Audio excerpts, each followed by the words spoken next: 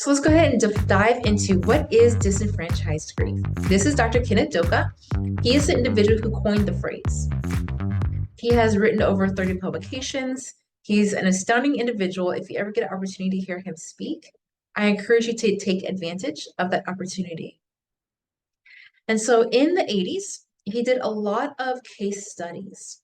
But before he did case studies, while being a professor, he was talking about grief one day in his class. And one of his students, she shared her experience of a loss. She shared that it was her husband, two children, and unfortunately, her husband ended up cheating on her with the next door neighbor. And he ended up leaving the family and moving in with the neighbor.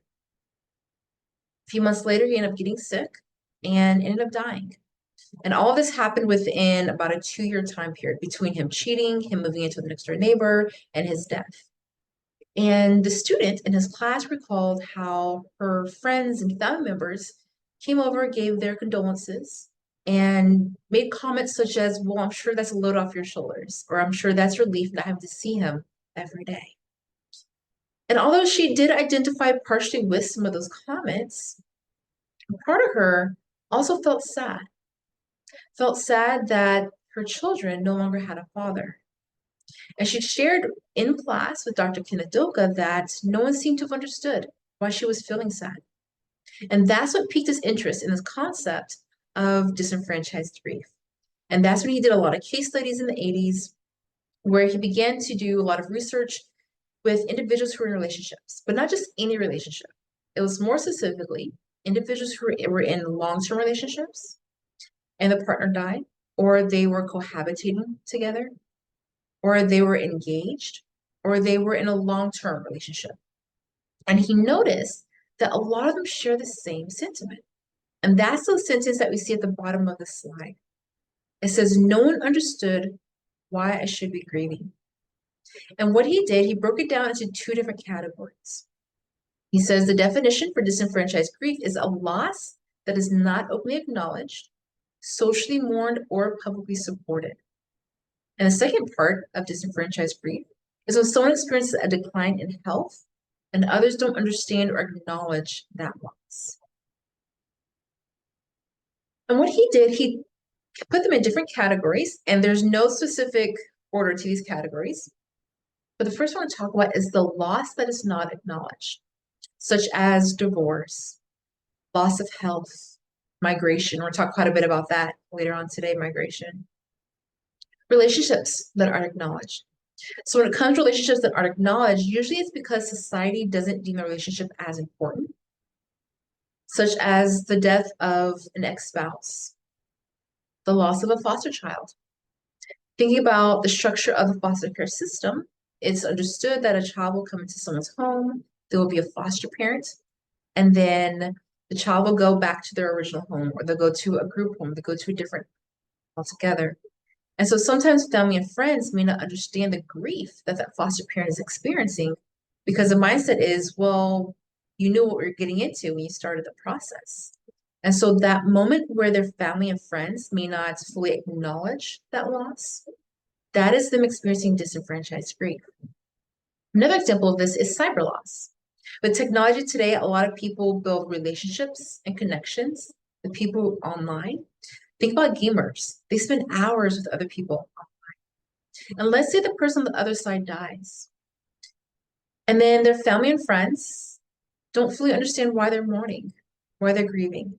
They might minimize and say things such as, well, you never really knew the person. You never met them in real life. You don't even know for sure who you're actually talking to. So how can you grieve? How can you mourn for someone who you didn't really know? And so that's an example of disenfranchised grief, when somebody is minimizing someone else's loss. The next category Dr. Kenneth Doka talks about is a griever who isn't acknowledged. And so an example of this are infants. Many times people believe that infants and babies aren't able to grieve and mourn.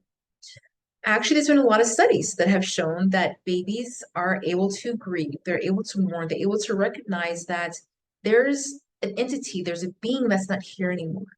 This certain scent, certain hairline used to put me to sleep, used to feed me. Now it's a completely different hairline. It's a completely different scent. Another example that he gives are individuals who are neurodivergent.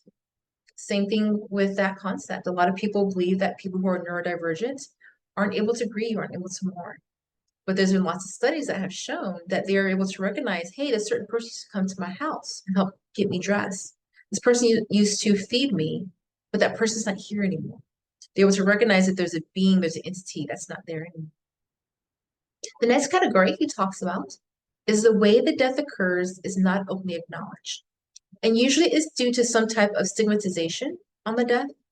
So an example of this would be abortion, someone dying due to HIV or AIDS, death of a family member while they are in prison, an overdose. So think about the holidays. Family comes together and then we talk about other people who have died and they talk about how much they miss that person. But they may not talk about the person who died while in prison. They may not talk about the person who overdosed. It's kind of a hush-hush talk. Meanwhile, somebody there is grieving that person. That grief not being acknowledged is an example of disenfranchised grief. And the last category he talks about is the way the person grieves. So they broke it down into two different spaces. On one hand, he talked about the person who intellectually grieves, and then the person who is seen as quote unquote overly emotional. And so an example of this is there's a little one I was working with. Unfortunately, her mother had died due to cancer. And her two older siblings had verbalized their grief, but she didn't. She internalized it. One day while at school, she was in the bathroom and one of her friends found her harming herself. And that's when the family realized we probably need to put her into therapy. Sounds like there's some grief that she's dealing with that she's pushing down.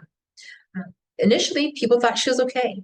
Her grades declined a little bit, but other than that, she seemed fine. More of the focus was put on her older siblings because they were verbalizing, they were showing their grief, they were mourning. For her, she kept it to herself. She internalized it. She ended up engaging in self-harm behavior. And so by the family members not acknowledging her and the loss that she had experienced because they thought she was okay, that's an example of disenfranchised grief. On the other end of the spectrum that he talks about are the individuals who are overly emotional. So think about the person, they've experienced a loss and they talk to their friends about it. And every time they get with their friends, they talk about the loss, talk about the loss. They cry, they grieve, they mourn. And for friends, that can be overwhelming sometimes. So the friends may shy away. They may not interact with the person as much. They may not invite the person to spend time with them as much. And so that's an example of somebody minimizing, somebody trying to avoid a loss. And that's an example of that person experiencing disenfranchised grief. So let's pause for a moment and think about the opportunity us as clinicians have. We have a client coming in who maybe comes from a different spiritual background, different culture, someone who has experienced migration, and they have all these losses that society isn't acknowledging. Society deems as not important. And they're experiencing disenfranchised grief. And now they come to our space, they come to our office, and we give them this chance to express all the sadness, all the heartache that they've experienced. That can be very healing for our clients. So again, it's about holding that space for our clients. And again, we're talking about ways we can hold space here later on in the training. But just kind of keep that in mind, the overview role that we have in giving support to our clients who are experiencing all these different types of losses, whether it is abstract or concrete losses, and they're all being minimized.